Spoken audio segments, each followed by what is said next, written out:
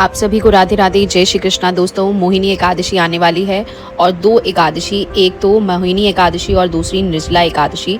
दोनों एकादशी बहुत ही फलदायी एकादशी होती हैं। कहते हैं जिस प्रकार से नदियों में गंगा माता को स्वच्छ स्थान प्राप्त है, उसी प्रकार से जो है एकादशी को भी सभी व्रतों में उच्च स्थान प्राप्त है। एकादशी व्रत जो है हम साल में जितने भी व्रत करते हैं उन सब में सबसे श्रेष्ठ फल प्रदान करने वाला और सबसे शक्तिशाली व्रत जो है वो एकादशी है।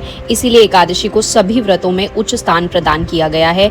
आज की लीला कथा के माध्यम से यही जानकारी मिलने वाली है कि अगर हमारे घर में लड्डू गोपाल जी विराजित है तो हम किस प्रकार से मोहिनी एकादशी के दिन ठाकुर जी की जो है मोहिनी एकादशी के दिन अमृत स्नान किस प्रकार से कराएं। पंचांग के अनुसार जो मोहिनी एकादशी है वो दोस्तों वो 7 मई से ही सुबह 10:19 पर प्रारंभ हो जाएगी और जो है अगले दिन 8 मई को दोपहर 12:29 तक रहेगी। लेकिन मोहिनी एकादशी का व्रत जो है वो 8 मई को रखा जाएगा, क्योंकि जो भी एकादशी के व्रत होते हैं वह उदा तिथि में मनाए जाते हैं। इसीलिए 8 मई को मोहिनी एकादशी मनाई जाएगी और 9 मई को हमें पारण करना होगा।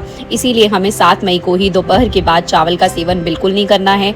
वैसे भी दशमी के दिन भी हम चावल का सेवन नहीं करते अगर हम एकादशी के व्रत रखते हैं। और हम सभी जानते हैं कि समुद्र मंथन के दौरान अमृत कलश निकला था, तब देवताओं और असुरों के बीच युद्ध छिड़ गया था। देवताओं से असुर अमृत कलश छीन रहे थे, तब भगवान विष्णु ने देवताओं की सहायता के लिए मोहिनी रूप धारण किया था। मोहिनी रूप में भगवान विष्णु ने अनुसार को अपने ऊपर जो है मोहित कर लिया था और उनसे अमृत से भरा हुआ कलश लेकर देवताओं को प्रदान किया था, जिसे पीकर देवता अमर हो गए थे।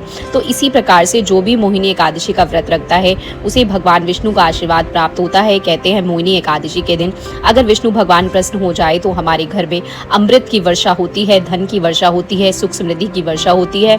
माता लक्ष्मी भगवान विष्णु के साथ सदैव घर में निवास करती हैं। इसीलिए अगर आप कोई भी एकादशी के व्रत नहीं करते, सिर्फ ये 2 एकादशी के व्रत अवश्य कर ले, तो एक तो मोहिनी एकादशी का और दूसरा जो है निर्जला एकादशी आने वाली है। निर्जला एकादशी का इन 2 एकादशियों को करने से भी आपको जो है साल में जितनी भी एकादशी आती है उन सब का फल प्राप्त हो जाता है। इसीलिए इन एकादशी पर घर में लड्डू गोपाल जी विराजित है तो उनकी सेवा भी नियमों के अनुसार ही करनी चाहिए। इससे भगवान विष्णु बहुत अधिक प्रसन्न होते हैं। बहुत सारे भक्त जो है लड्डू गोपाल को मोहिनी एकादशी के दिन सेवाएं प्रदान नहीं करते, जो रूटीन से सेवा करते हैं उसी प्रकार से सेवा करते हैं, उन्हें फल प्राप्त नहीं होता और फिर वे सोचते हैं कि हम तो लड्डू गोपाल की सेवा कर रहे हैं लेकिन ठाकुर जी हमारे ऊपर कृपा ही नहीं कर रहे हैं। तो दोस्तों, आज के लीला कथा आरती जी ने हमारे साथ शेयर की है। आरती जी कहती है कि मैं लड्डू गोपाल भक्त हूँ और मुझसे भूखा नहीं रहा जाता, इसीलिए मैं साल में कोई भी एकादशी का व्रत नहीं करती। मैं सिर्फ 2 एकादशियां करती हूँ, एक मोहिनी एकादशी और एक निर्जला एकादशी, क्योंकि मैंने सुना था कि 2 एकादशी करने से भी हमें सब एकादशियों का फल प्राप्त होता है। आरती जी कहती है लेकिन मैंने हर एकादशी के दिन ठाकुर जी के प्रेम पूर्वक सेवा करती हूँ, नियमों का पालन करती हूँ, लड्डू गोपाल को विशेष स्नान कराती हूँ। साथ ही साथ एकादशी के दिन मैं चावल का सेवन नहीं करती, सिर्फ और सिर्फ सात्विक भोजन करती हूँ और लड्डू गोपाल की सुबह की सेवा के पश्चात ही मैं सात्विक भोजन करती हूँ। अब आरती जी कहती हैं कि सिर्फ 2 एकादशी करने के पश्चात बहुत पुण्य फल प्राप्त होता है और स्वयं ठाकुर जी ने मेरा मार्गदर्शन किया था, जिसके कारण से मैं हर मोहिनी एकादशी के दिन और निर्जला एकादशी के दिन ठाकुर जी को विशेष सेवाएं प्रदान करती हूँ। जिस किसी के घर में भी लड्डू गोपाल जी विराजित है, अगर वह मोहिनी एकादशी के दिन इसी प्रकार से ठाकुर जी की लड्डू गोपाल जी की सेवा करते हैं तो विष्णु भगवान और माता लक्ष्मी अवश्य ही प्रसन्न होकर उस घर पर अमृत की वर्षा करते हैं। साथ ही साथ दोस्तों, उस घर में कभी भी सुख और समृद्धि की कमी नहीं होती और अंत में भक्त को मोक्ष की प्राप्ति होती है। मोहिनी एकादशी का दोस्तों जो व्रत है करने से जो भक्त मोह के बंधन से मुक्त हो जाता है और अंत में उसे वैकुंठ धाम की प्राप्ति होती है।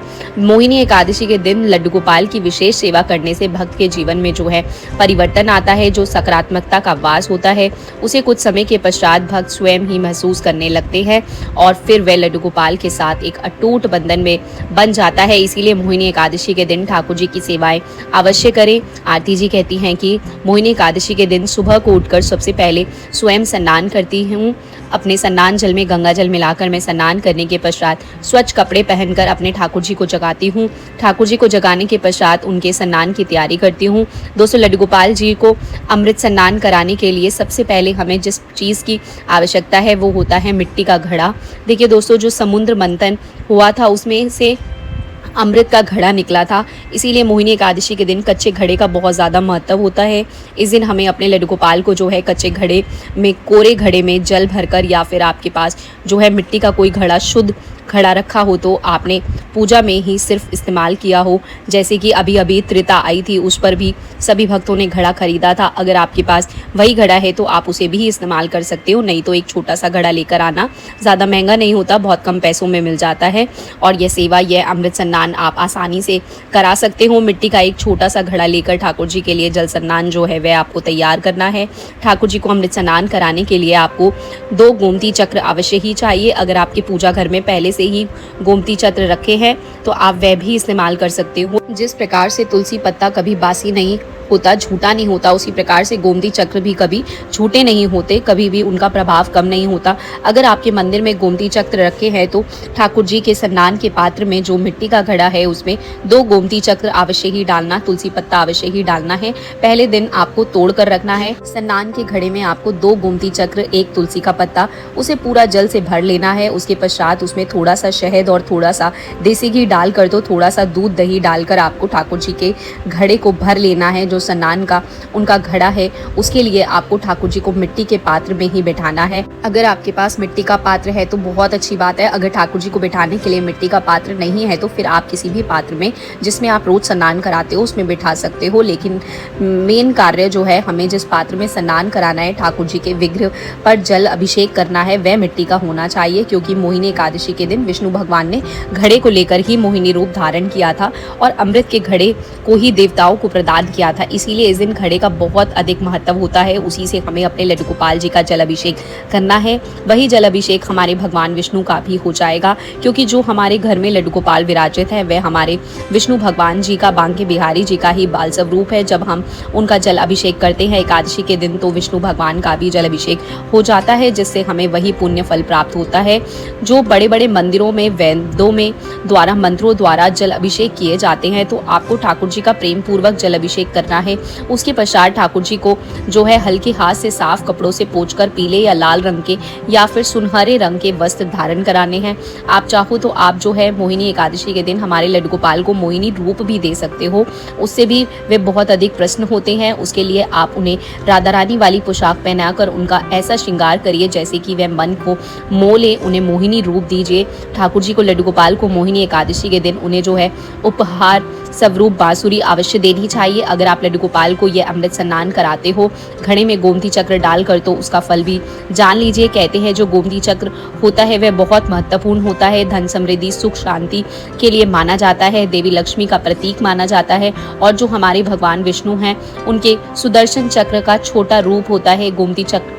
इसीलिए अगर गोमती चक्र को मोहिनी एकादशी के दिन आप जल अभिषेक करने के लिए इस्तेमाल करते हो तो सारी नकारात्मकता ऊर्जा दूर होकर लड्डू गोपाल बहुत अधिक प्रसन्न होते हैं, देवी लक्ष्मी बहुत प्रसन्न होती हैं। कहते हैं दोस्तों, मोहिनी एकादशी के दिन मिट्टी के घड़े से अगर हम घर में विराजित लड्डू गोपाल का जल अभिषेक करते हैं गोमती चक्र वगैरह डालकर, तो हमें पापों से भी मुक्ति मिलती है। कहते हैं कि इंसान के कर्म के 2 घड़े होते हैं, एक पाप का घड़ा और एक होता है उसके पुण्य का घड़ा। अगर हम मोहिनी एकादशी के दिन ठाकुर जी का कोरे घड़े से अभिषेक करते हैं तो हमारे जो पाप होते हैं उनसे हमें मुक्ति मिलती है, हमारे पाप के घड़े के पाप का अंत होता है और जो हमारे अच्छे कर्म का घड़ा होता है उसमें वृद्धि होती है, वह हमारा बढ़ता है। मोहिनी एकादशी के दिन घड़े से लड्डू गोपाल का जल अभिषेक करने से जो और व्रत करने से हमें जो है 1000 यज्ञ करने के बराबर पुण्य फल प्राप्त होता है। घड़े का संबंध अमृत से होता है, इसीलिए इस दिन घड़े में भरा गया जल जिससे हम लड्डू गोपाल का जल अभिषेक करते हैं वो अमृत तुल्य माना जाता है। और अभिषेक करने के पश्चात जो चरणामृत होता है उसे जो है अमृत की ही अपने घर में अमृत वर्षा की जाती है, अमृत के रूप में उसका पान किया जाता है, जिससे हमारे पापों का अंत होता है। हमारे घर में भी छिड़कने से सकारात्मकता ऊर्जा आती है और हमारे घर से रोग दूर दूर तक चले जाते हैं। गोमती चक्र और तुलसी दल के प्रभाव से जो जल हम ठाकुर जी के लिए बनाते हैं वो जल कहते हैं अमृत जल जब बन जाता है, जिससे हम ठाकुर जी का जो है अभिषेक करते हैं और हमें उसका संपूर्ण फल प्राप्त होता है। इसलिए कहते हैं कि मोहिनी एकादशी के दिन ठाकुर जी को विशेष स्नान अवश्य कराना चाहिए, पर भूल कर भी आपको ठाकुर जी के उस स्नान के जल को फेंकना नहीं है, ये गलती बिल्कुल मत करना। क्योंकि मोहिनी एकादशी के दिन जो स्नान जल होता है वह उसी जल के समान होता है जो समुद्र मंथन में अमृत का घड़ा निकला था, उसी के रूप में इस चंद्रामृत को माना जाता है और प्रसाद के रूप में घर के सभी सदस्यों को दिया जाता है। अगर कोई बीमार सदस्य है उसे तो अवश्य ही प्रसाद के रूप में यह अमृत पान कराना चाहिए।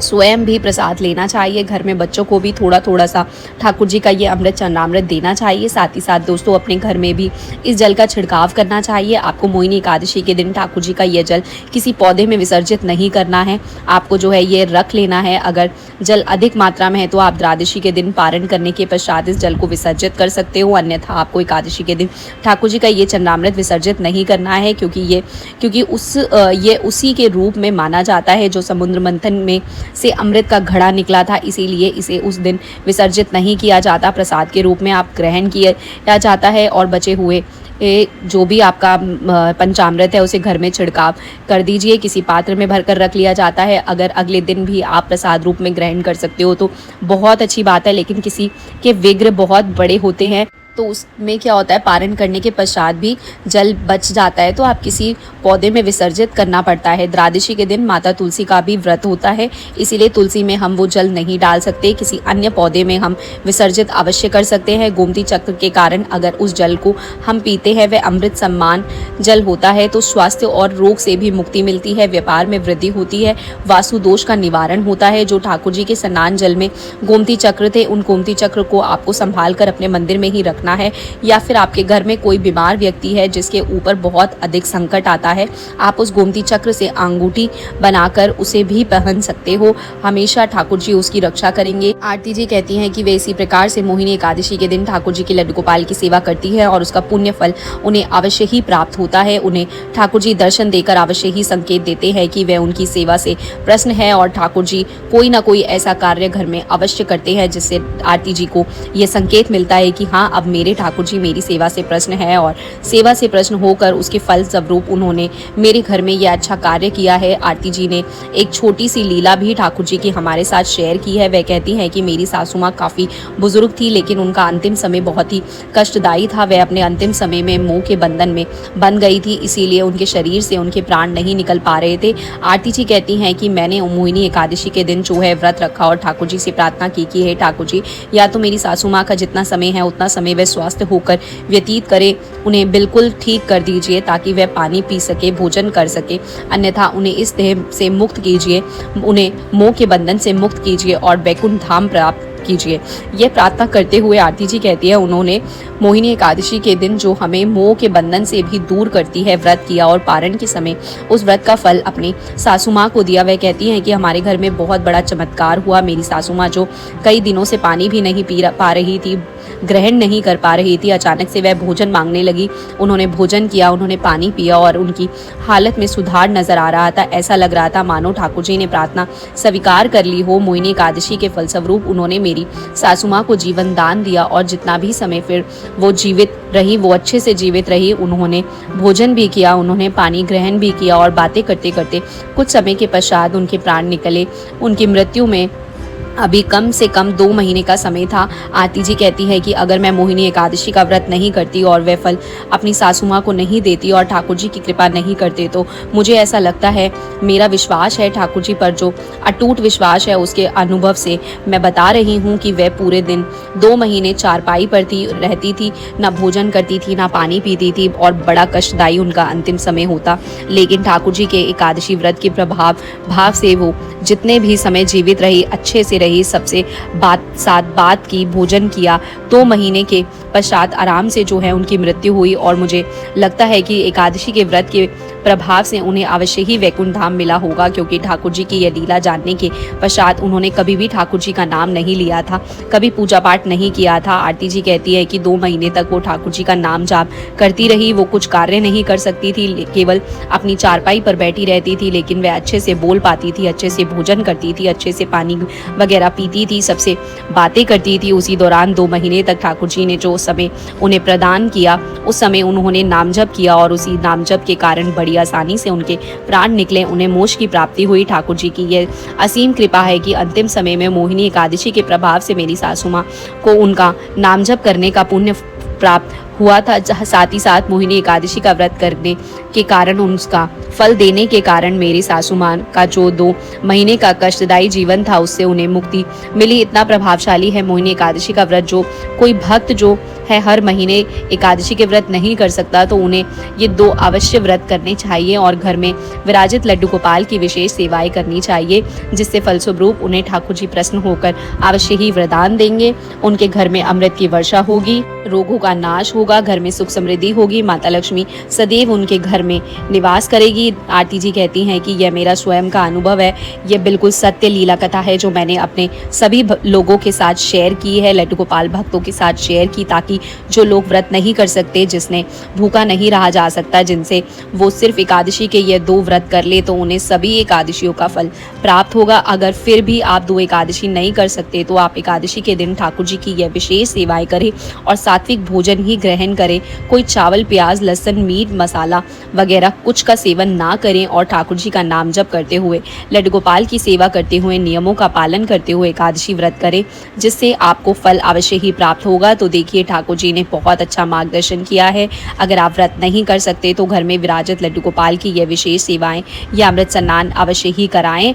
आरती जी के द्वारा बहुत अच्छा मार्गदर्शन हुआ है कि लड्डू गोपाल को अमृत स्नान कराकर अपने घर में भी उनके चंद्रामृत से अमृत की वर्षा कर सकते हैं। साथ ही साथ अपने घर वालों को ठाकुर जी के स्नान का चंद्रामृत पिलाकर उन्हें अमृत पान करा सकते हैं। जिस प्रकार से भगवान विष्णु ने सभी देवताओं को मोहिनी एकादशी के दिन कराया था। मोहिनी एकादशी का फल बहुत ही उत्तम होता है, इसलिए श्रद्धा पूर्वक घर में विराजित लड्डू गोपाल को नियमों के अनुसार सेवा करानी चाहिए। आशा करती हूँ मेरे प्यारे लड्डू गोपाल भक्तों को ये वीडियो अच्छी लगी हो तो लाइक और शेयर कर दीजिएगा। जितना शेयर कर सके उतना अच्छा है, हमारे सभी लड्डू गोपाल भक्तों के पास ये वीडियो पहुंचे और वो भी इस प्रकार से सेवा करें। और दोस्तों, अगर आप इस चैनल पर पहली बार वीडियो देख रहे हैं तो प्लीज़ चैनल को सब्सक्राइब कर दीजिएगा। कमेंट करिएगा, आपकी भी कोई लीला कथा है, कुछ विचार हैं तो मुझे कमेंट सेक्शन में बताइएगा, मैं आपसे संपर्क करूंगी। और अगर कुछ विचार नहीं भी है तो कम से कम भगवान का नाम ज़रूर लिखिएगा। राधे राधे, जय श्री कृष्णा। तो अब मैं कल एक और लड्डू गोपाल की लीला आप सभी भक्तों के लिए लेकर आऊँगी।